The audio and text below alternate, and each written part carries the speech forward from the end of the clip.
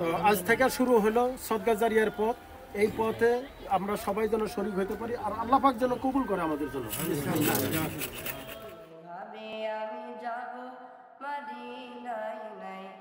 আমার টাকা নাই, কেন যেমন যেতে চায় আমার ওই মদিনাতে বারে বার, তোমার রাসূলের ভালোবাসায়।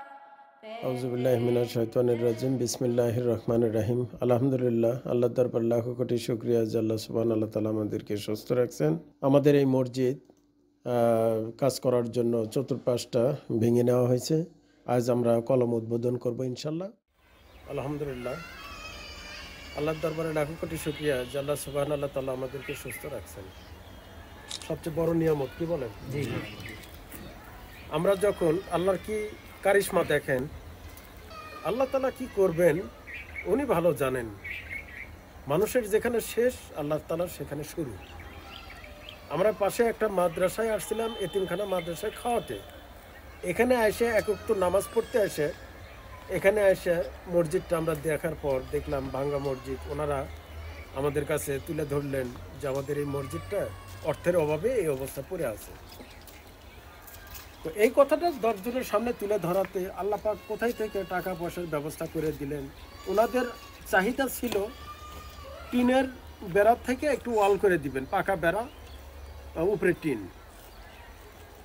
অর্থাৎ সেমি পাকা। আলহামদুলিল্লাহ, আমরা ভিডিওটা আপলোড করার পর আমেরিকা থেকে, অস্ট্রেলিয়া থেকে, মালয়েশিয়া থেকে, নিউ ইয়র্ক থেকে, বিভিন্ন দিক থেকে আমরা মোটামুটি একটা ভালো আশ্বাস পাইলাম এবং সারাও পাইছি। তো টাকা পয়সা আলহামদুলিল্লাহ আমাদের কাছে কিছু এসে পৌঁছেছে। বিশেষ করে এক ভাই, নাম না বললেই নয়, আমেরিকা থেকে রাসেল ভাই, রাসেল হক চৌধুরী, উনি আমাকে বলল যে রেজাউল সাহেব, আপনি ওই মসজিদের কাজটা শুরু করে দেন, তো ইনশাল্লাহ টাকা পয়সার ব্যবস্থা হবে নি। তা আমরা মসজিদের কাজ শুরু করার জন্য মোটামুটিভাবে করলাম। তো আমরা ইটও কিনছি। ইট কিনা যখন আমরা মিস্ত্রি পাঠিয়ে দিছি খোঁড়ার জন্য, তো এখানে যারা স্থানীয় আছে এনারা বলল যে এই মাটিটা আমরা নতুন কাটছি, নতুন মাটির উপরে এটা ভিট দিতে গেলে অনেক হয়ে যায়, ড্যামেজ হওয়ার সম্ভাবনা আছে। এই জন্য একদম নিচে কায়েম মাটির থেকে তুলতে হবে। তা আপনার প্রায় 5 ফিট 6 ফিট নিচ থেকে যদি আমরা মাটির ইটের গাঁথনিটা তুলি তাহলে প্রচুর ইটা যায়, 10-12 হাজার ইটা আমার মাটির ভিতরে যায়। তখন নতুন করে আবার ডিসিশন হলো যে এটা একটু যদি কলম করে দেওয়া হয় তাহলে ওই ইটার টাকা দিয়ে কলমও হবে, প্লাস আমরা যদি ভবিষ্যতে ছাদ করি তো তাহলে লোডও নিবে।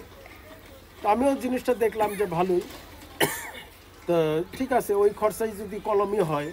তো এই জন্য দর্শক, হয়তো আপনারা প্রথম ভিডিওতে খেয়াল করবেন যে আমরা কলম না, শুধু ইটে দিয়ে গাইতে ওয়াল তুলতে চাইছিলাম। তো এখন এটা কলম হচ্ছে, কলম হইতেছে। এখানে 10টা-12টা কলম হবে।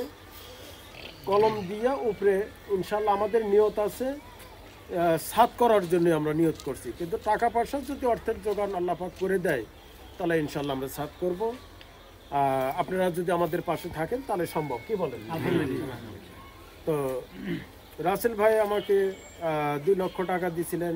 তারপরে আর এক ভাই ওজুখানার জন্য 30,000, জহিরুল ইসলাম ভাই, উনি দিয়েছিলেন 30,000 টাকা।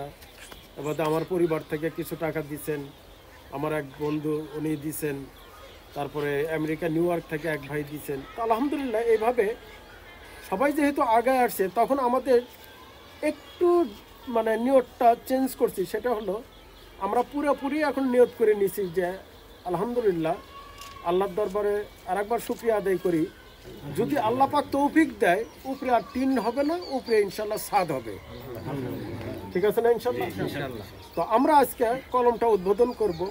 আর আপনারা খাস করে এই মসজিদের যত মুক্তাদি আছেন, আপনাদের কাছে খাস করে আমি একটু একজনের জন্য দোয়া চাবো, একটু দোয়া করবেন খাস করে। যে রাসেল হক চৌধুরী, ওনার আব্বা খুব অসুস্থ, জি, আল্লাহ পাক যেন ওনাকে শেফা হাজেলা কামেলা দান করেন। হুজুরকে বলবেন খাস করে যেন দোয়া করে। আর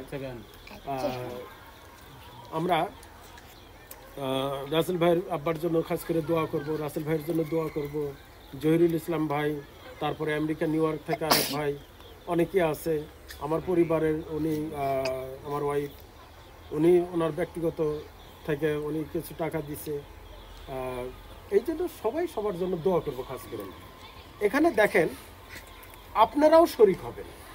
আমি বলতেছি না যে আপনারা শরিক হবেন বাধ্যতামূলক, তা না, আমি কাউকে বলতেছি না, সবাইকে দাওয়াত দিতেছি যে এই একটা সদকা জারিয়া। জি, এই সদকা জারিয়ার পথ আপনারা আমরা ওপেন করে রাখছি।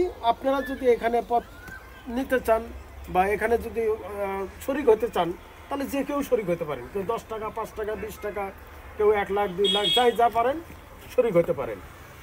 এখন দেখেন এই যে সদকা জারিয়ার পথ আল্লাহ তাআলা সুযোগ করে দিছে, যদি মসজিদটা কমপ্লিট হয়ে যায়, এরপরে যদি আমি বলি যে ভাই এক বস্তা সিমেন্ট আমি দিলাম ওই মসজিদের জন্য, কোনো কাজে লাগবে? এই জন্য সুযোগ মানুষের বারবার আসে না। আপনাদেরও যেরকম সুযোগ আসছে, সারা বিশ্বের সকল মুসলমান ধর্মপ্রাণ মুসলমান ভাইদেরকে আমি বলতেছি আপনাদেরও সুযোগ, আমারও নিজেরও সুযোগ। তো এই জন্য আমরা এই সুযোগটা যেন হাতছাড়া না করি।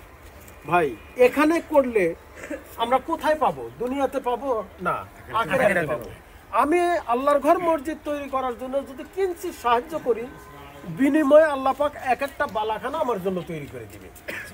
কত সুবিধা! এই জন্য কেউ জায়গা দিছে, কেউ জমি দিছে, কেউ ইটে দিবে, কেউ বালি দিবে, কেউ সিমেন্ট দিবে, কেউ রড দিবে।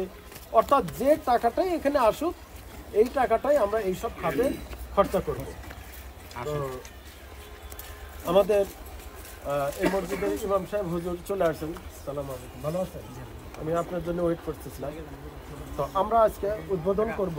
তো উদ্বোধনের সময় বিশেষ করে আমরা খাস করে যারা আমাদের এই কাজের আঞ্জাম দিছে, সহযোগিতা করতেছে, বিশেষ করে রাসেল ভাই, তারপরে জহিরুল ভাই, মালয়েশিয়া থেকে এক ভাই আছে তুহিন ভাই, এছাড়া আমেরিকা নিউ ইয়র্ক থেকে আসছে, আমারও পরিবার থেকে আসছে।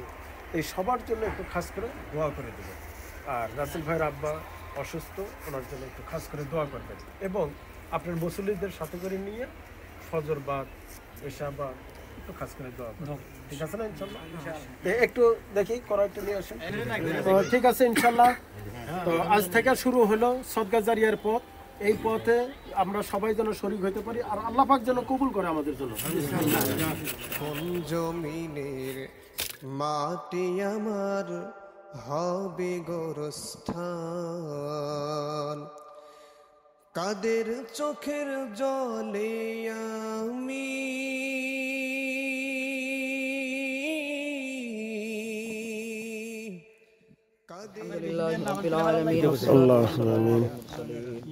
اللهم صل على سيدنا مولانا محمد. ربنا ظلمنا أنفسنا وإن لم تغفر لنا وترحمنا لنكونن من الخاسرين. ربنا فاغفر لنا ذنوبنا وكفر عنا سيئاتنا وتوفنا مع الأبرار. يا حي يا قيوم برحمتك نستغيث يا ذا الجلال والإكرام يا أرحم الراحمين. مولاي كريم অত্যন্ত বরকতময় সময়। আয় আল্লাহ, শুক্রবার জুমার দিনের শেষ সময়, মাগরিবের পূর্ব মুহূর্তের সময় আপনি দোয়া কবুল করেন। আপনার হাজার অনেককার বান্দা এই সময় দোয়াই মাওলা মশগুল আছে। আল্লাহ, আপনার তৌফিক আর মেহেরবানিতে আমরাও দোয়ায় একত্রিত হয়েছি। আল্লাহ, দুনিয়ার মধ্যে সর্বশ্রেষ্ঠ কাজ আপনার ঘর নির্মাণ। আল্লাহ, আপনি আমাদেরকে শরীক করছেন। আল্লাহ, আপনি আমাদেরকে কবুল করে নেন। আল্লাহ, আমাদের জীবনের সর্ব ধরনের গুনাহগুলো মাফ করে দেন। আল্লাহ, দুনিয়ার শুরু থেকে কিয়ামত পর্যন্ত সকল মুমিন মুমিনাতকে আপনি মাফ করে দেন। আল্লাহ, বিশেষ করে মাওলা আপনার যে সমস্ত বান্দাদের মাধ্যমে আল্লাহ যাদের সহযোগিতায় আজকের এই মসজিদ নির্মাণের কাজ শুরু হলো, তাদেরকে আপনি মাফ করে দেন। আল্লাহ, তাদের সকলের মাওলা সহযোগিতাকে আপনি কবুল করে নেন।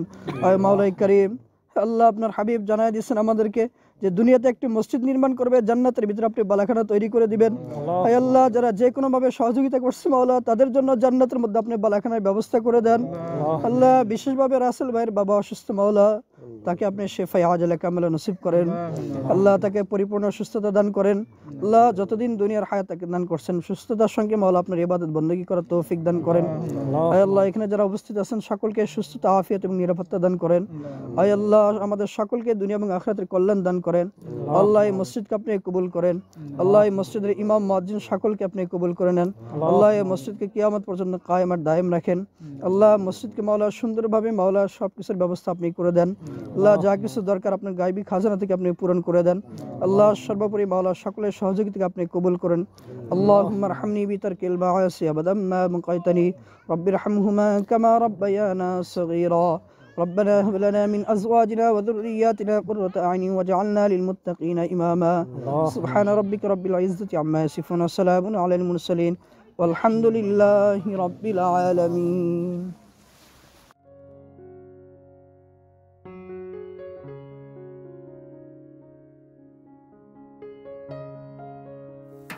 আলহামদুলিল্লাহ। দর্শক, আপনারা জানেন আমাদের মসজিদ ভিত্তিক কিছু আমল করা হয়। আমার চ্যানেলে আপনারা দেখবেন অনেক মসজিদে আমি ওই মহল্লাবাসী যারা সারাদিন কাজে ব্যস্ত থাকে ইনাদেরকে আমি ওই মাগরিব থেকে এশা পর্যন্ত কিছু দিনই আলোচনা করা হয় নামাজ কালাম সম্পর্কে, সহি তরতিব। এই জন্য মস্ক করার জন্য তাদেরকে বলা হয়েছে। আমরা সবে মাত্র মাগরিবের নামাজ পড়লাম, এখন তারা আসতেছে। দর্শক, তারা আসলে আমরা আলোচনা শুরু করব। এই মেহমানদের যে দাওয়াত করছে এই জন্য রাত্রে খানার একটা ব্যবস্থা করা হয়, সেই রান্নাই এখানে হচ্ছে।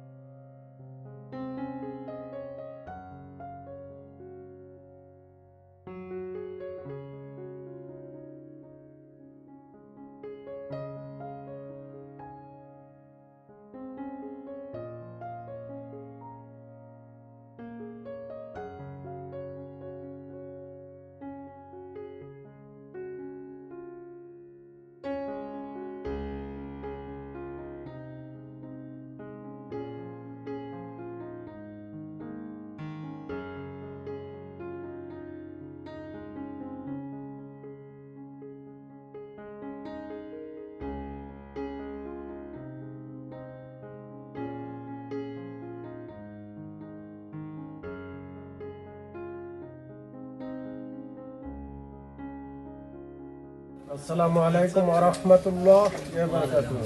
ওয়া আলাইকুম আসসালাম। আউযু বিল্লাহি মিনাশ শাইতানির রাজিম। বিসমিল্লাহির রহমানির রহিম। আলহামদুলিল্লাহ, আল্লাহর দরবারে লাখ কোটি শুকরিয়া। আল্লাহ সুবহানাহু ওয়া তাআলা আমাদেরকে সুস্থ রাখছেন, সহি সালামতে রাখছেন এবং আল্লাহর ঘর মসজিদ জান্নাতের বাগি সবাইকে বসার তৌফিক দান করেছেন। এই জন্য দিল থেকে একবার শুকরগুজার করি আলহামদুলিল্লাহ। আমরা নামাজ পড়লাম, আল্লাহর হুকুম পালন করলাম। বলে দুনিয়ার ভিতরে সবচেয়ে ওই ব্যক্তি উত্তম যে আল্লাহর হুকুম মানল, আর যে ব্যক্তি আল্লাহর হুকুম পালন করতে পারলো না, আল্লাহর ডাকে সাড়া দিতে পারলো না, বলে তার চাইতে হতভাগা এই দুনিয়াতে আর কেউ নাই। এক তো নামাজ কার সাথে তুলনা করবেন? পৃথিবীর কোন জিনিসের সাথে তুলনা করবেন? করা যাবে? কোনো জিনিসের সাথে না। বলে এক ওয়াক্ত নামাজ আমি পড়তে পারি নাই, আমার বংশের যত মানুষ আসছে, দুনিয়াতে আসছে এবং চলে গেছে, যত টাকা পয়সা ধন সম্পত্তি ইনকাম করছে, এই সমস্ত কিছু যদি বিলিয়ে দেই আমি, বলে তারপরেও আমার এই এক রাকাত নামাজের কোনো কি সুদ হবে? হবে না। তো এই জন্য ভাই আসলে আমরা মুসলমান, মুসলমানের পরিচয়টা কি? নামাজ। নামাজ যার নাই তার কিচ্ছুই নাই। এই জন্য ভাই আমরা নামাজ পড়বো, আল্লাহর হুকুম মানবো, দুনিয়াতেও শান্তি পাবো, আখিরাতেও শান্তি পাবো। আমি নামাজ পড়লাম না, আমি রোজা করলাম না, আমার পূর্বপুরুষ যারা দুনিয়া ছেড়ে চলে গেছে তাদের জন্য কিছু করলাম না, তাদের সয় সম্পত্তি সমস্ত কিছু আবার আমার হয়ে গেল, আমি সেগুলো আবার নাড়াচাড়া করতেছি, খাচ্ছি। কিন্তু যিনি চলে গেল দুনিয়া ছেড়ে, যার আমল বন্ধ হয়ে গেছে, উনি তো আপনাদের কাছ থেকে আমার কাছ থেকে কিছু তো চায় না? বলে আমার রেখে যাওয়া সম্পত্তি থেকে আপনারা কিছু আমার জন্য একটু খরচা করবেন দয়া করে। তাও বলে কি দয়া করে, আমরা সেটাও করি না। এবং বলে যে আমি বড় বিপদগ্রস্ত কবরে, তো আমার যদি মানে বংশধর যাদেরকে রেখে আসছি তারা যদি একটু 2 রাকাত নামাজ পড়ে আল্লাহর কাছে যদি ফরিয়াদ করতো, তাহলে আমি হয়তো এই কঠিন আযাব হইতে মুক্তি পাইতাম। তা আমরা অল্প সময় একটু বসবো, ঠিক আছে না ইনশাল্লাহ? এই অল্প সময় বসাতে পাবোটা কি? লাভ ছাড়া যদি কোনো কিছু না হয়, তাহলে লাভ ছাড়া আমিও আসি নাই, আর লাভ ছাড়া আপনারাও আসেন নাই। বুঝতে পারছেন লাভটা কি? বলে লাভটা এটাই যে এক একটা কথা শুনবো, এখানে আল্লাহর কথা শুনবো, আল্লাহ রসুলের কথা শুনবো, আল্লাহ রসুলের কথা, কোরআনের বাণী, এক একটা কথা যে শুনবে আর যে বলবে, বন্যওয়ালা এবং সন্ন্যাওয়ালা, এক বৎসরের বেরিয়ে নফল ইবাদতের সব আল্লাহ তাআলা দান করবে। বলেন তো হুজুর কতগুলো কথা কইছে? 100 হয়নি? আমি যতক্ষণ হলো কইছি 50টা 100টা হয়ে গেছে। আল্লাহ তাআলা বলছে এতগুলো কথার বিনিময়ে আমি 1 বছরের নাম বেরিয়ে নফল ইবাদতের সব দেব না, একটা কথার বিনিময়ে। তো বলেন তো আমরা কিরকম ভাগ্যবান উম্মত, যে উম্মতকে আল্লাহ তাআলা জিম্মাদার দিছে এরকম যে আমি নবীদেরকে যে কাজ দিছি তোমাদেরকেও উম্মতদেরকেও একই কাজ দিছি। ফায়দা কি? ওই আমলে 1400 বছর আগের দাওয়াতের মেহনত করলে কথার বিনিময়ে, এক কথার বিনিময়ে বেরিয়ে নফল ইবাদত হবে হলে এক বৎসরের নফল ইবাদতের সব পাবে দিবে। সেই কথাগুলো এখনো যদি বলে এই উম্মত, এখনো এক একটা কথার বিনিময়ে এক বৎসরের বেরিয়ে নফল ইবাদতের সব আল্লাহ তাআলা দান করবে।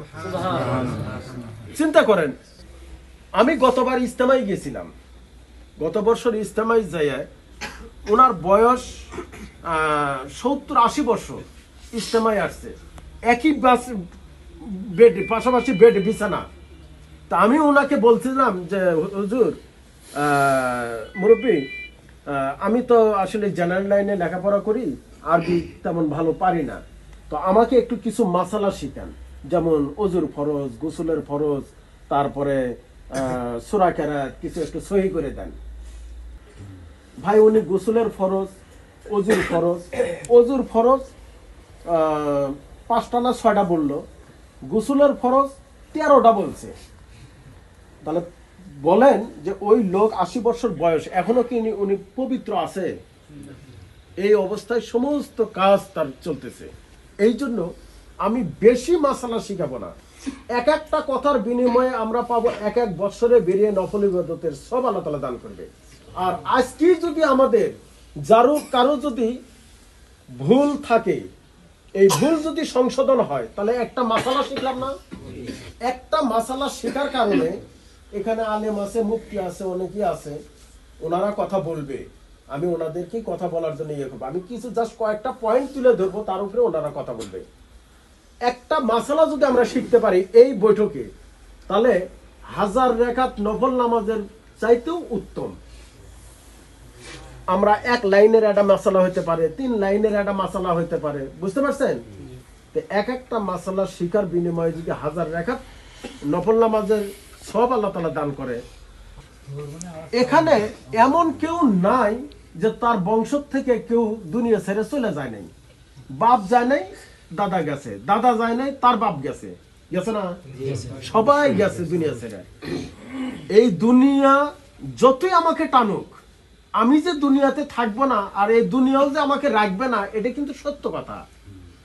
যাই গেছে তার পালা শেষ, ওই পালা শুরু। তো আমার তো সামনে যেতে হবে, প্রস্তুতি নিয়ে যেতে হবে না ভাই? আমরা এই ফজরের সময়, আসরের সময়, আপনি এখানে আসরের সময় একদিন আমি নামাজ পড়ছি, তো এত লোক তো পাইলাম না। তো এই জন্য উচিত ছিল প্রত্যেক ওয়াক্তই এই লোকগুলা, বিশেষ করে এশার নামাজের সময় তো বেশি লোক হওয়ার কথা, হবে না? ইনশাল্লাহ হবে। তো আমি যে জিনিসটা বলবো সেটা হলো, আমরা এখানে কেউ কারো ছাত্র না, কোনো কিছু না। এই বয়সে আমরা কি মাদ্রাসায় যায় শিখতে পারবো? আপনাদেরকে যদি বলি যে ভাই একটু 3 দিনের জন্য আমাদের সাথে আসেন, একটা মসজিদে যায় 3 দিনের জামাত যায় শিখি, খুব সুযোগ আছে। এই যে চলতি ফিরতি যে একটা জামাত, যেটা 3 দিনের জন্য যাই আমরা মসজিদে, ওখানে যাই কয়েকজন যায়, সে কয়েকজন শিক্ষা হয়, তাছাড়া তো আর সবাই যাইতে পারে না।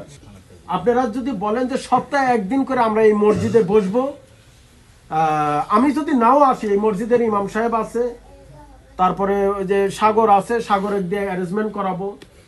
আমি ধনুর থানা, তারপরে এই যে মুফতি রফিকুল ইসলাম সাহেবের ওখানে 1 মাস 2 মাস কতদিন 3 মাস করছিল। 3 মাসে ওই এলাকার সবাই মোটামুটি নামাজিওয়ালা হয়ে গেছে এবং ওযু গোসল সমস্ত সূরা কেরাত। আমি ওনাকে বলছি বেশি শিখাবেন না, আলহামদুলিল্লাহ সূরাটা সহি করে শিখাবেন। ছোট ছোট সূরা, সূরা ফালাক, সূরা নাস, কুলু সূরা, সূরা কাউসার, এগুলো ছোট ছোট 4টা সূরা মুখস্থ করায় দিবেন। প্রতিদিন 1-2টা সূরা করে মস্ক করাবেন। আপনাদের এই সূরাগুলো মস্ক করাবে, তারপরে কালেমাটা সহি করে দিবে, তারপরে ওযু গোসলের ফরজগুলো সহিভাবে শিখবেন।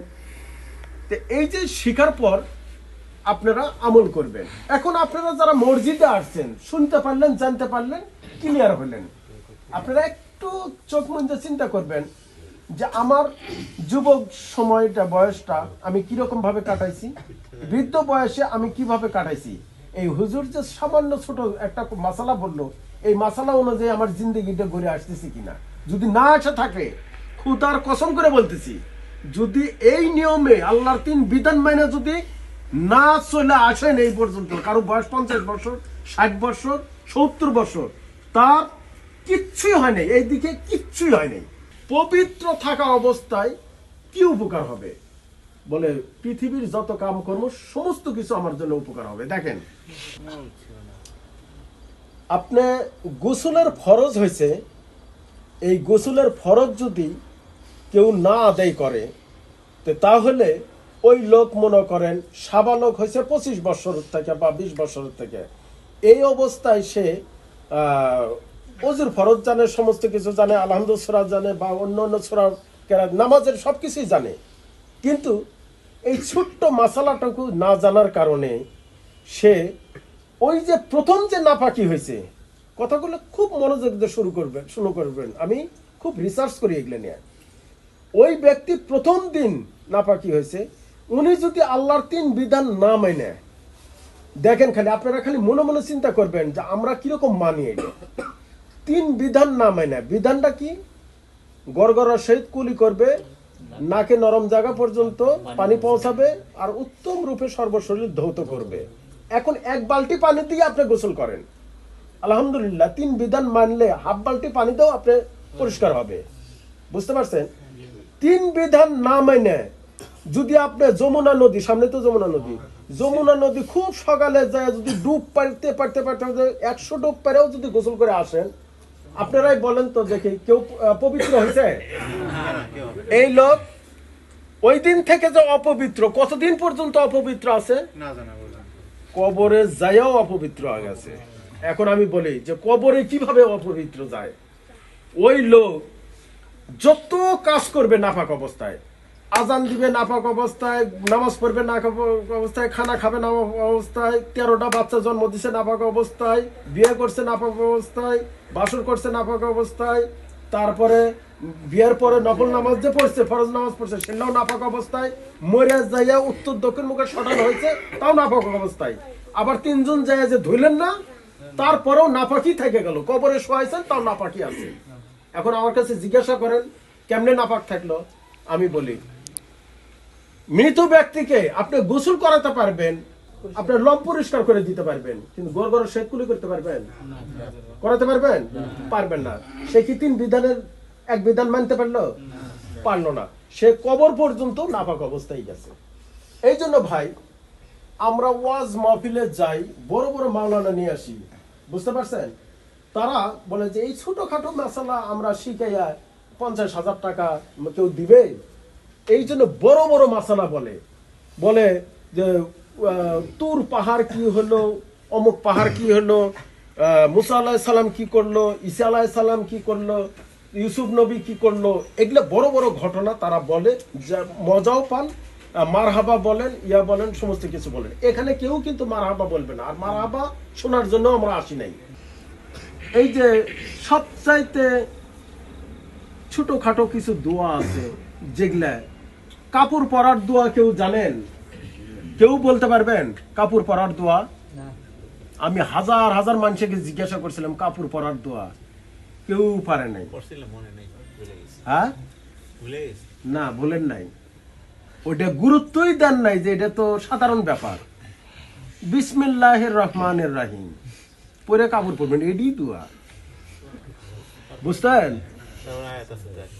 নতুন কাপড় পরবেন সেটার আয়াত আছে, পুরানা কাপড় ফালাই দিবেন সেটার আয়াত আছে, ওগুলো আমি বলি নাই। আমি বলছি কাপড় পরার দোয়া কেউ পালেন না, কেউ পায় নাই। আপনারা মজমা না, লক্ষ মানুষের মজমা, সেখানেও পায় নাই। কারণ ওনারা জানে না, জানে কত কঠিন, কিচ্ছুই না। বিসমিল্লাহির রহমানির রহিম কয়েক কাপড় পরলেন, সবচেয়ে বড় দোয়া, সবচেয়ে বড় মানুষের জন্য দোয়া, নিজের জন্য দোয়া কোনটা জানেন? আলহামদুলিল্লাহ। বুঝতে পারছেন? এই জিনিসগুলো ছোটখাটো হলো, এর ওয়েট অনেক বেশি। আমরা অল্প সময় নেব। কি করব? প্রথমে শিখবো হলো কালেমা। আচ্ছা, আমার সাথে একটু বলেন তো কালেমাটা দেখি। বিসমিল্লাহির রহমানির রহিম। লা ইলাহা ইল্লাল্লাহু মুহাম্মাদুর রাসূলুল্লাহ। আমি বলার পরে বলবেন লা ইলাহা ইল্লাল্লাহু মুহাম্মাদুর রাসূলুল্লাহ।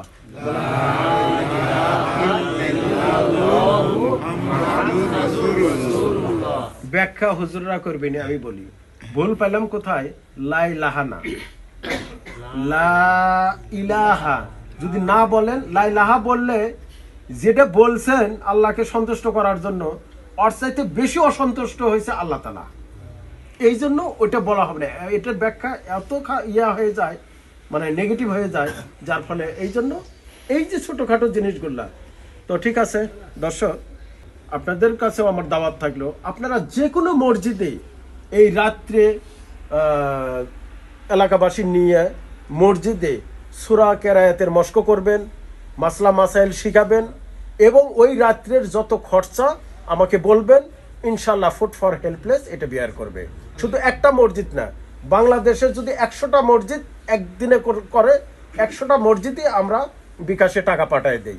এখানে বাস্তব প্রমাণ আছে। হুজুর, আপনি যে 3 মাস আমার প্রোগ্রাম করছেন, 3 মাস, তো কোন মাসের টাকা বাকি আছে? না, কোথাও বাকি নাই। উনি 2 দিন আগে দিয়ে দিয়েছে। উনাকে আমি টাকা আগে পাঠিয়ে দেই। উনি বলছে যে 3000 টাকা পাঠিয়ে দিয়েছেন, 2000 টাকা খরচা হয়েছে, 2500 টাকা খরচা হয়েছে, 1500 টাকা খরচা হয়েছে, 3000 টাকা খরচা হয়েছে, এইভাবে বলে আজকে এতগুলো মানুষ, 200 মানুষ খাইছে, কালকে 250 মানুষ খাইছে, আজকে 50 জন খাইছে। এই তো ব্যাপার।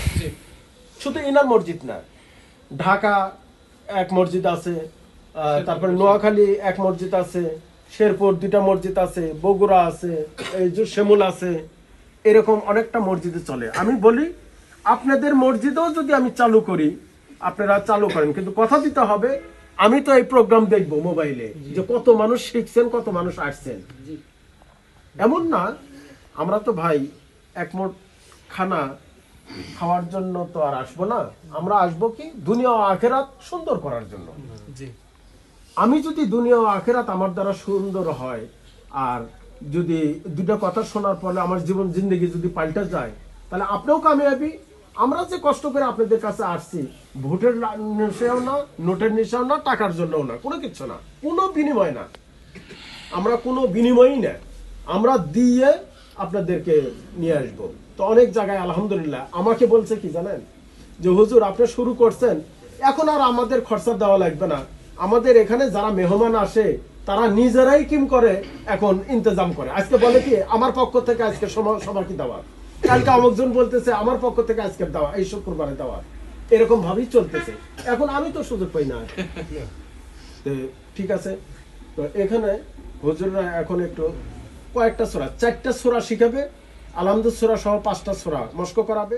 অত্যন্ত সুন্দর একটা মজমা।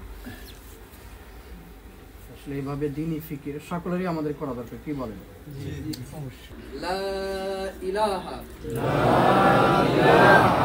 إلا الله إلا الله إلا الله إلا الله لا إله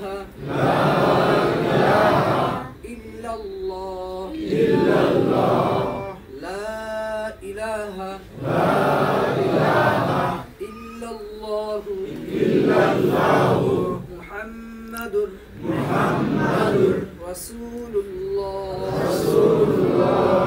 محمد رسول الله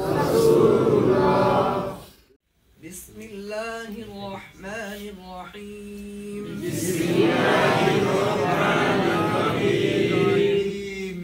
إنا أعطيناك الكوثر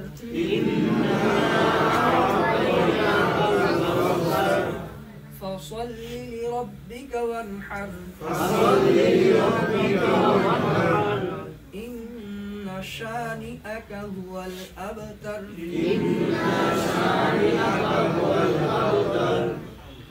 بسم الله الرحمن الرحيم قل هو الله أحد الله الصمد لم يلد ولم يولد ولم يكن له كفوا أحد আমাদের ভাষা তো বাংলা, কি বলেন? আমার পরিবারের পক্ষ থেকে আমিও দোয়া চাচ্ছি, আদনান ভাই দোয়া চাচ্ছে, তারপরে আজাদ ভাই দোয়া চাচ্ছে, সবার জন্য একটু খাস করে দোয়া করব, ঠিক আছে না ইনশাআল্লাহ?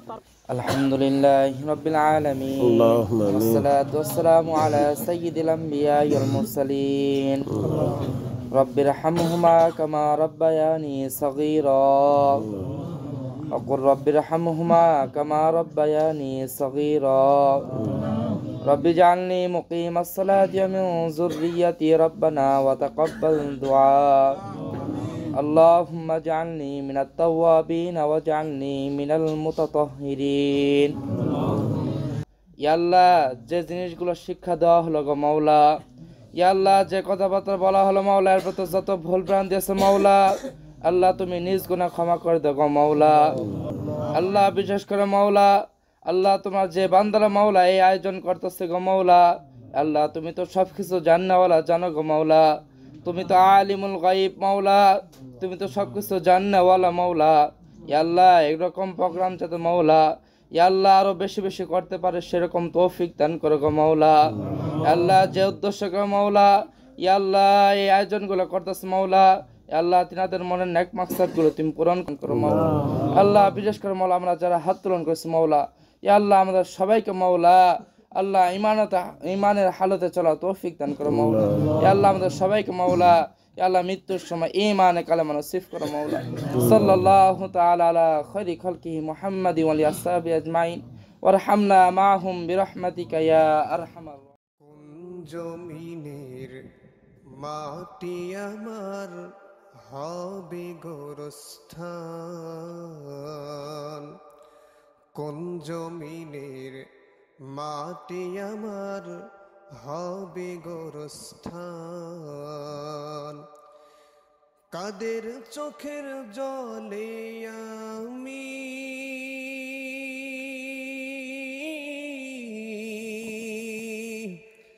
কাদের চোখের জলে আমি পাব পরিত্রাণ, কোন জমিনের মাটি আমার হবে গোরস্থান, কোন জমিনের মাটি আমার হবে গোরস্থান, কারায় আমায় গোসল দিবে, কে আনিবে কাফন, কারায় আমায় কেঁদে কেঁদে করে দিবে দাফন, কারায় আমায় গোসল দিবে, কে আনিবে কাফন, কারায় আমায় কেঁদে কেঁদে করে দিবে দাফন, কারায় আমার পাশে বসে,